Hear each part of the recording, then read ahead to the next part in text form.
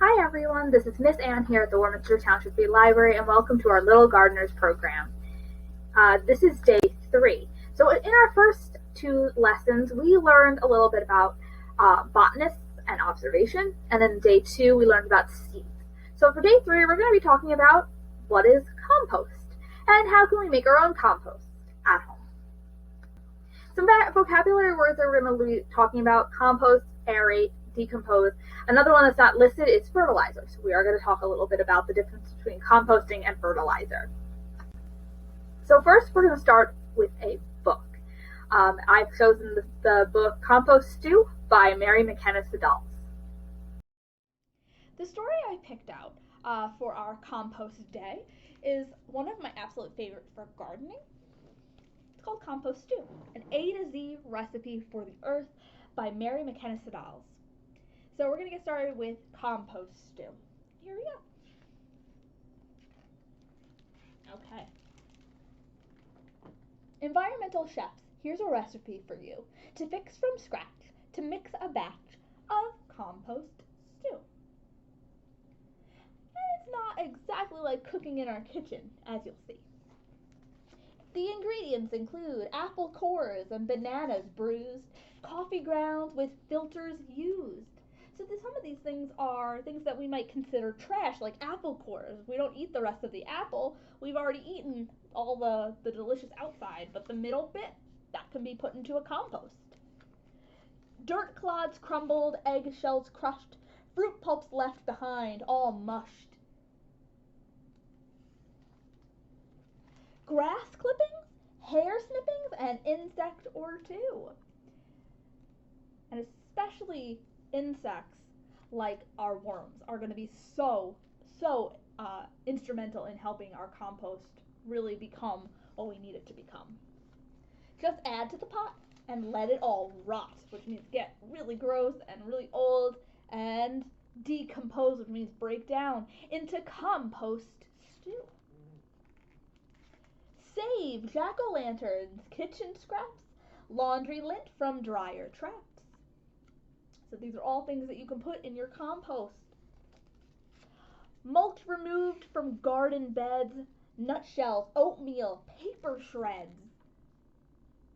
So all of this can go into a compost heap as well, and it can decompose, break up into pieces, and ultimately become rich, nutritious soil. Quarry dust and rye bread crust, and seaweed strands a few. Just add to the pot and let it all rot into compost stew.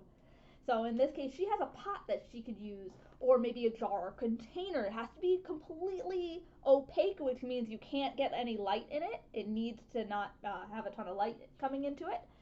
And you still would need to add water a little bit and mix it up every so often. Take tea bags plucked from long hot swimmings, underbrush prunings, vegetable trimmings. So all of these things can go into our compost stew. Wiggly worms with compost cravings, Xmas tree needles, and yellow pine shavings. Yep, all the things that, you might need to throw out at some point. You could put them in a compost and let them kind of just rot and decompose and break up. And zinnia heads from flower beds whose blooming days are through. And guess what? Yesterday we just planted zinnias that you'll start to see growing very soon. So that's something. Once those zinnias are no longer looking as beautiful, you can, just give them a little haircut and then throw it into your compost. Just add to the pot and let it all rot into compost stew. Moisten, toss lightly, cover, and let brew. So we do need to add water to our compost and then toss it lightly, mix it around. It needs to get some good air in there. And like I mentioned, she's using a pot, but some people, they have a pile in the back of their yard. They might have a little fenced in area for their compost. You could even do this with an old coffee can or a coffee jar, something like that. That as long as, it doesn't let any light through, you can definitely use it. And when the cooking is complete, Mother Earth will have a treat, dark and crumbly, rich and sweet. Now open the pot, and what have you got? Compost stew. So ultimately, over time, it's going to turn into dirt. But this dirt is special. It's got really good plant food in it, and that's going to help your soil and your plants grow. And that's the end of our story. And as you can see on our end papers here, we've got all these wonderful little worms, and worms are great for a compost because they're going to eat things that they can eat, and they're going to help create, aerate the soil, create little air holes that will help that, the decomposition of things, the breaking up of things, and they help to do that because they'll eat things, and guess what? Like all of us do, they'll, poop out some stuff that is going to help our soil and our plants to grow. They help just break things down. And that is the end of compost stew. Now, in a moment, we're going to come back and we're going to do an activity where we're going to be using compost from my yard. So we're going to use our compost to create seed balls. So stay tuned. So why compost? We just learned about in our book all the things that you can compost, but why do we do it? Well, composting reduces things in landfills. Often we have a lot of things that we throw out every day, right? From leftover food from dinner to newspapers and everything in between. Well, some things can break down into smaller parts, and other things can't. Like plastics cannot really break down, like that water bottle or plastic bags that you get at the grocery store. These are things that over time will not break down, but some things do. And so that's what decompose means, which is to break down. So a compost breaks down certain things, and that way it joins the soil, and it will help our plants grow big and strong. Now we're going to learn a little bit about fertilizer versus composting. Composting, that's going to feed the soil. We're adding things that'll help that soil be rich and perfect for plants to grow. Fertilizer is specifically plant food for plants.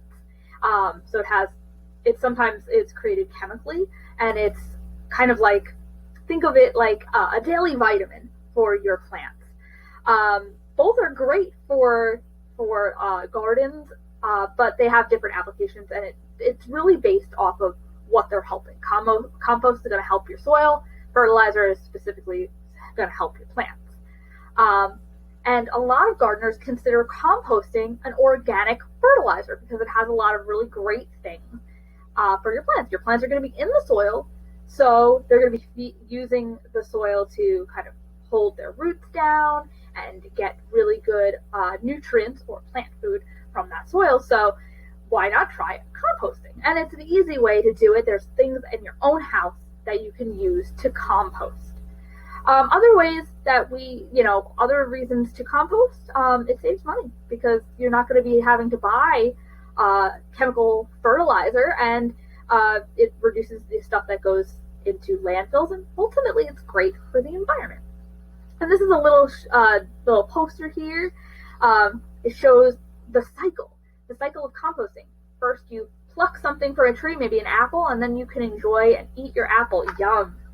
Next, you have the apple core, and what are you going to do with that? You could throw it out in the trash, or you can put it to your compost pile with some dirt and other, decomposing, breaking down type of things. And then ultimately, over time, with water, with dark atmosphere where it's warm and a little bit of movement, your apple core or whatever you threw into your compost will break down and kind of join the soil. So when you're trying to compost on your own, it's not really complicated, but there is some techniques that will help you be successful. You'll see that this Composting 101 poster here tells you what can compost and what you can't. You can compost food scraps, vegetable scraps, dried leaves, eggshells. You can put into your compost cardboard, grass clippings, paper towels, any kind of paper product. Those things are going to be breaking down. But things that don't compost are things that are smelly, things that are, come from an animal, or things that are, milk products. A lot of times they might break down, but they're going to attract a lot of bugs, and we don't want that either. So it's important to know what you can and what you can't compost. When you're composting, you want to layer things between brown things and green things. Brown being dead leaves, branches, twigs. Green being grass clippings, fruit scraps, vegetable waste, even coffee grounds.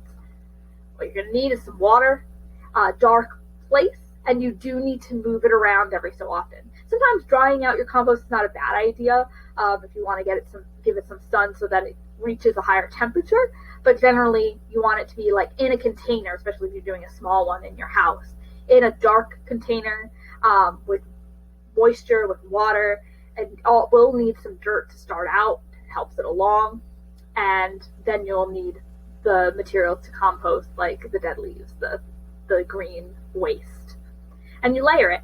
And over time, especially if you move things around every few days, those, that yard waste, that, food scraps will break down and join the soil.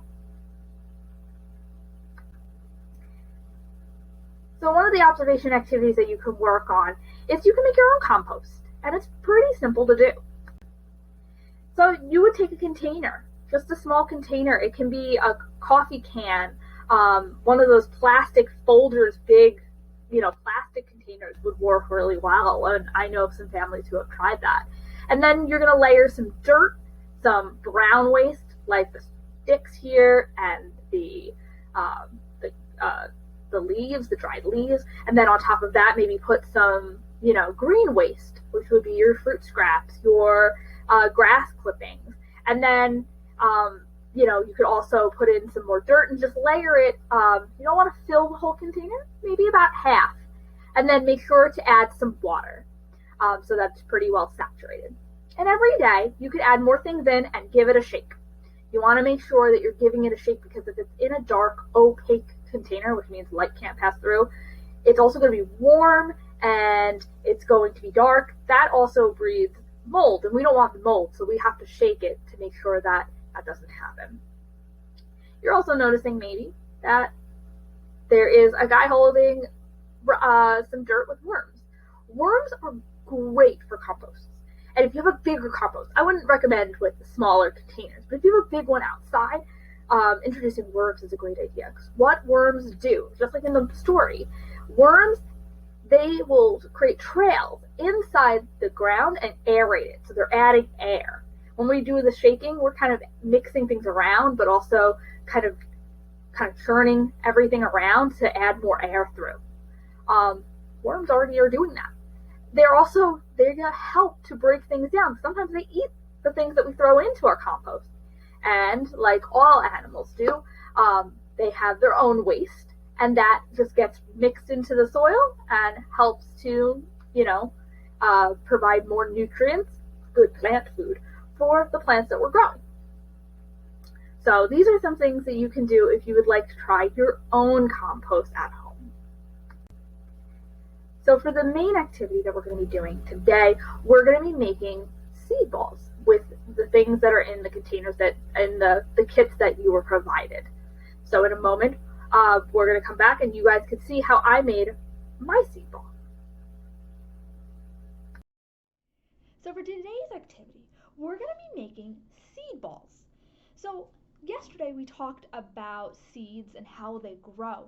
And what we did was we made a tray, right, of seeds that you can grow indoors and then transplant outside after it's gotten to about an inch or two. However, not all plants, and maybe certain situations, you're going to have to grow them outside. And a seed ball is going to be a really good option for you, because we're going to provide our seeds with all the rich nutrients that it needs to grow big and strong. So let's look at what we provided for you in your kit. You're going to have some dirt. You can supplement with dirt from your yard if you have some. And you're also going to have a container of compost. And this is compost from my yard. I actually have a compost heap that is in my back corner. It's not in a container like in the book that we read. It's actually in just a corner of my yard that we put all the different things that go into a compost heap. So, do you guys remember what can we add to our compost heap to help it kind of get more stuff that will break down? What are some things that we could add? You can pause this video to have that discussion, and in a second, I'll tell you guys one of the things that I've added to my compost heap. Alright, so maybe you've paused this video. Well, some of the things I've added to our compost heap, dead leaves. Oh, dead leaves are great for that. You want a kind of a mix of like brown things and green things. The idea of, things that are fresh and things that are kind of decaying and dying already kind of will mix together even better. And of course with water, and it needs to be nice and warm and moist, and you need to mix it up. So I've added dead leaves or grass clippings. Absolutely. What are some things that we might think of as trash that we could add to our compost heap? Yeah, maybe apple cores or eggshells. Yup. The things that you don't ever want to use are, animal products, milk, things that are going to attract pests. So meat, like eggshells are okay, but eggs are not.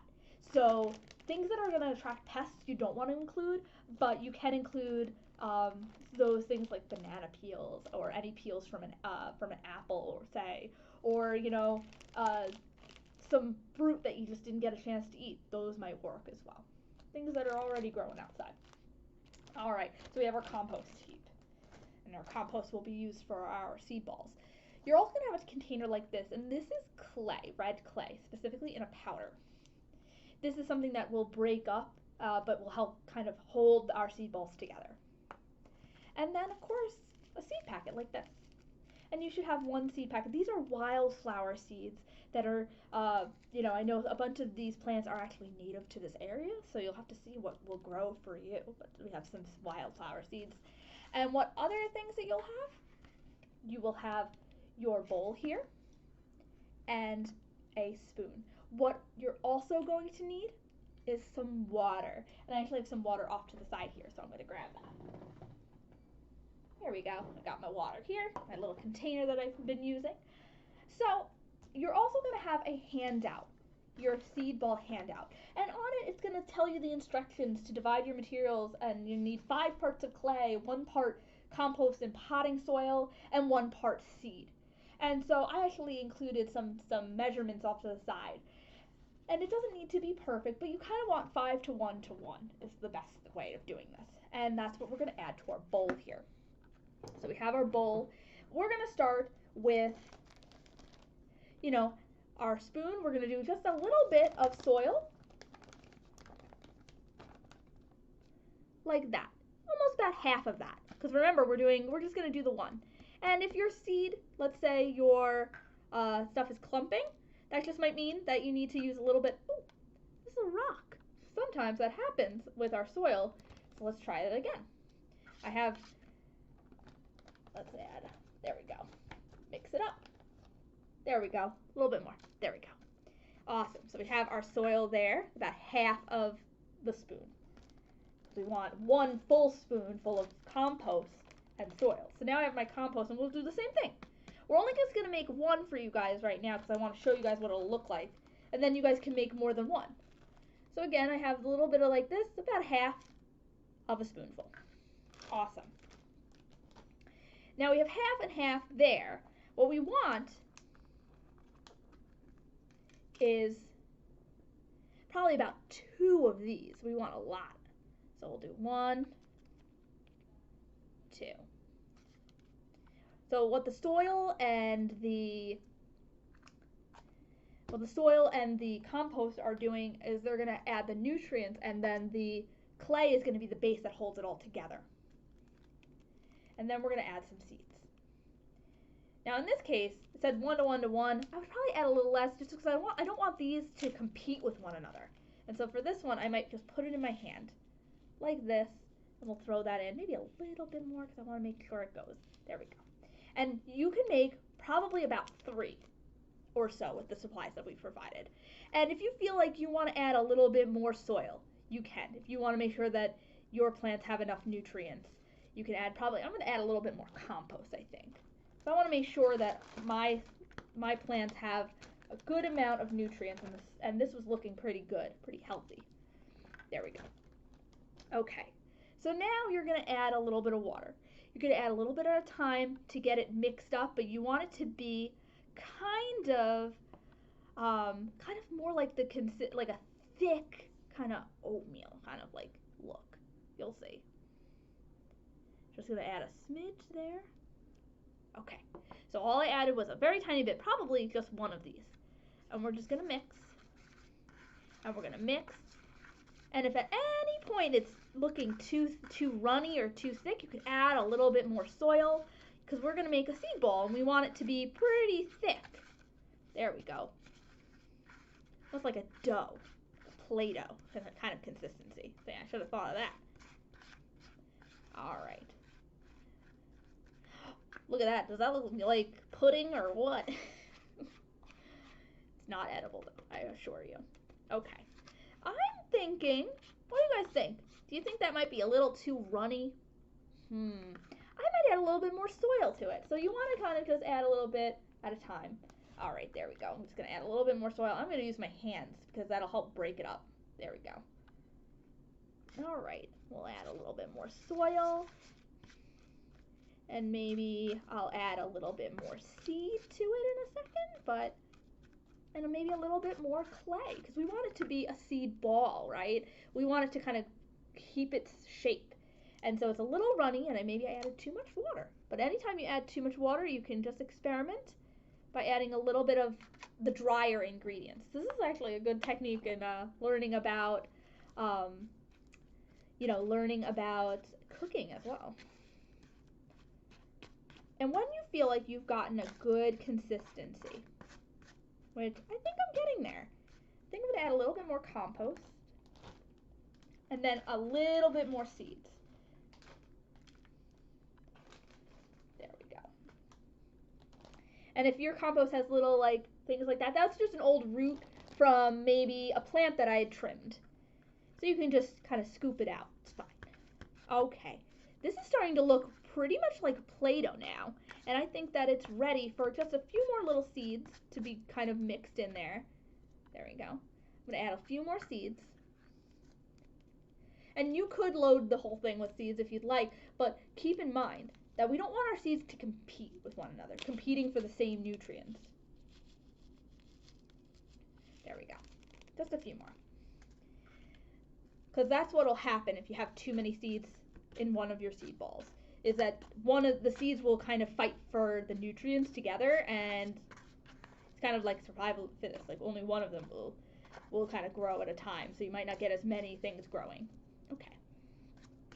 So now we're up to the fun part, but also the really messy part. So at this time, make sure that you have maybe a paper towel and some water on hand, because what you're going to do is you're going to use your hands to scoop up your seed ball and start turning it into like a seed patty.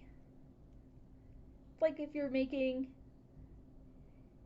and if you feel like your seed ball is a little wet, you can add a little bit more dirt or a little bit of anything like I was doing already, but mine's actually, I think, will be okay.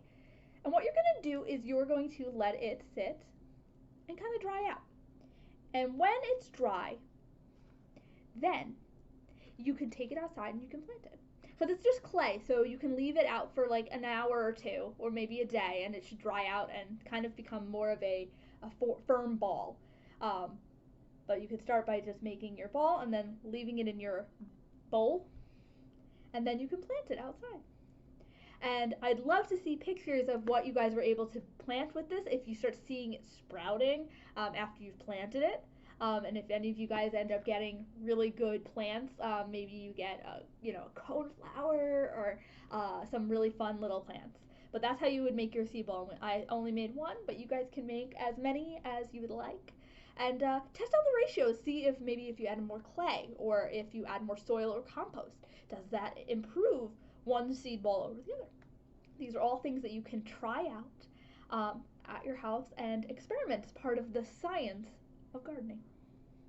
So tomorrow we're going to be coming back and we're going to talk about the different parts of a plant. We learned about seeds, but what about all the other parts of maybe a flower that we're going to learn about in the stems.